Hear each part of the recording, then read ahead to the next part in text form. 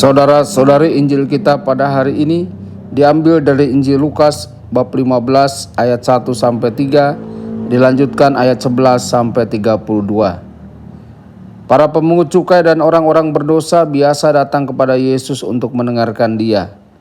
Maka bersungut-sungutlah orang-orang Farisi dan ahli-ahli Taurat, katanya, Ia menerima orang-orang berdosa dan makan bersama-sama dengan mereka. Maka Yesus menyampaikan perumpamaan ini kepada mereka. Ada seorang mempunyai 2 anak laki-laki. Kata yang bungsu kepada ayahnya, Bapa, berikanlah kepadaku bagian harta milik kita yang menjadi hakku. Lalu ayahnya membagi-bagikan harta kekayaan itu di antara mereka. Beberapa hari kemudian anak bungsu itu menjual seluruh bagiannya itu, lalu pergi ke negeri yang jauh. Di sana ia memboroskan harta miliknya itu dengan hidup berfoya-foya. Setelah dihabiskan harta miliknya, timbullah bencana kelaparan di negeri itu, dan ia pun mulai melarat. Lalu ia pergi dan bekerja pada seorang majikan di negeri itu. Orang itu menyuruhnya ke ladang untuk menjaga babi. Lalu ia ingin mengisi perutnya dengan ampas yang menjadi makanan babi itu, tapi tidak seorang pun yang memberikannya kepadanya. Lalu ia menyadari keadaannya, katanya, betapa banyak orang upahan bapakku yang berlimpah-limpah makanannya, tetapi aku di sini mati kelaparan. Aku akan bangkit dan pergi kepada bapakku dan berkata kepadanya, Bapa, aku telah berdosa terhadap surga dan terhadap Bapa. Aku tidak layak lagi disebut anak Bapa. Jadikanlah aku sebagai salah seorang upahan Bapa. Maka bangkitlah ia dan pergi kepada bapaknya. Ketika ia masih jauh, ayahnya telah melihat dia, lalu tergeraklah hatinya oleh belas kasihan. Ayah itu berlari mendapatkan dia, lalu merangkul dan mencium dia. Kata anak itu kepadanya, Bapa, aku telah berdosa terhadap surga dan terhadap Bapa. Aku tidak layak lagi disebut anak Bapa. Tetapi ayah itu berkata kepada hamba-hambanya, lekaslah bawa kemari jubah yang terbaik, dan pakaikanlah kepadanya. Kenakanlah cincin pada jarinya dan sepatu pada kakinya. Dan ambillah anak lembu tambun itu, sembelilah dia dan marilah kita makan dan bersuka cita. Sebab anakku ini telah mati dan menjadi hidup kembali. Ia telah hilang dan dapat kembali. Maka mulailah mereka bersukaria. Tetapi anaknya yang sulung sedang berada di ladang. Ketika ia pulang dan dekat ke rumah, ia mendengar bunyi seruling dan nyanyian tari-tarian. Lalu ia memanggil salah seorang hamba dan bertanya kepadanya apa arti semua itu. Jawab hamba itu, adikmu telah kembali dan ayahmu telah menyembelih anak lembu tambun, karena ia mendapatkan kembali anak itu dengan selamat. Maka marahlah anak sulung itu dan ia tidak mau masuk. Lalu ayahnya keluar dan berbicara dengan dia. Tetapi ia menjawab ayahnya, katanya, telah bertahun-tahun aku melayani Bapa, dan belum pernah aku melanggar perintah Bapa. Tetapi kepadaku belum pernah Bapa memberikan seekor anak kambing pun untuk bersukacita dengan sahabat-sahabatku. Tetapi baru saja datang anak Bapa yang telah memboroskan harta kekayaan Bapa bersama dengan pelacur-pelacur. Maka Bapa menyembelih anak lembu tambun itu untuk dia. Kata ayahnya kepadanya, anakku, engkau selalu bersama-sama dengan aku, dan segala kepunyaanku adalah kepunyaanmu. Kita patut bersukacita dan bergembira, karena adikmu telah mati dan menjadi hidup kembali. Ia telah hilang dan dapat kembali.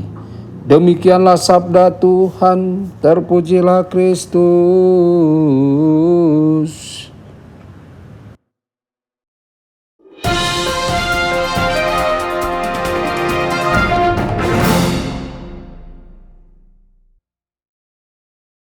Saudara dan saudari terkasih dimanapun Anda berada, jumpa lagi dengan saya Romo Tedens dalam saluran Warta Kabar Sukacita. Semoga Anda semua dimanapun berada senantiasa dalam keadaan sehat dan bahagia. Belas kasihan yang lunak dari ayah dalam perumpamaan Injil hari ini memalukan. Sang putra telah menghabiskan warisannya tanpa sedikit pun rasa penyesalan atau kepedulian akan konsekuensinya. Namun ayah memaafkan putranya tanpa sedikit pun kecewa. Pencurahan pengampunan yang terlihat dari sang ayah bergantung pada kebajikan yang konstan dan sabar. Dia menunjukkan pengampunan kepada putranya dalam perkataan dan pikiran. Jika dilihat hanya melalui mata manusia, sikap ini tidak dapat dipahami. Namun, sikap pengampunan ini adalah tanggapan Allah Bapa terhadap pendosa yang bertobat. Beginilah cara Tuhan memperlakukan kita dalam pengakuan. Betapa menakjubkannya bagi kita bahwa kita berada di pihak penerima belas kasih Bapa. Sang ayah tetap terpaku di jendela selama berhari-hari dengan teguh mengharapkan kembalinya putranya yang hilang. Putranya pasti berpikir bahwa dia akan ditolak oleh sang ayah. Biasanya seorang ayah akan menyiapkan pidato omelan yang panjang. Namun dalam perumpamaan hari ini, sang ayah cepat memaafkan karena cintanya tak terbatas. Dalam perumpamaan hari ini, Yesus mengungkapkan kepada kita belas kasihan yang memenuhi hati kebapaan Bapa Surgawi. Saudara-saudari, saat kita mencari pengampunan Tuhan di masa Prapaskah ini, kita tidak perlu melakukan perjalanan jauh untuk menemukannya. Kasih Allah secara nyata tersedia bagi kita dalam kamar pengakuan. Pengakuan dosa dapat menjadi penerimaan yang penuh sukacita, seperti pelukan lembut seorang ayah dalam Injil hari ini. Untuk memperdalam perjumpaan ini, gereja menganjurkan agar kita mempersiapkan diri kita untuk sakramen taubat dengan memeriksa hati nurani kita, membangkitkan dalam hati kita kesedihan yang nyata atas pelanggaran yang dilakukan, membuat niat untuk menghindari dosa di masa depan, mengakui semua dosa kita, dan memenuhi penebusan dosa yang diberikan imam kepada kita. Dengan cara ini, pertobatan yang diinginkan Bapa akan lebih dalam. Tuhan menantikan kedatangan kita kembali. Apakah kita akan menemuinya di pintu pengakuan dosa? Tuhan Yesus memberkati dan menyertai Anda semua. Sabda Allah adalah kebenaran. Sabda Allah adalah kehidupan. Mari kita mencintainya, mari kita menghayatinya. Ya Tuhan yang ku muliakan, sabdamu angkat resahku. Mari kita menghayatinya di dalam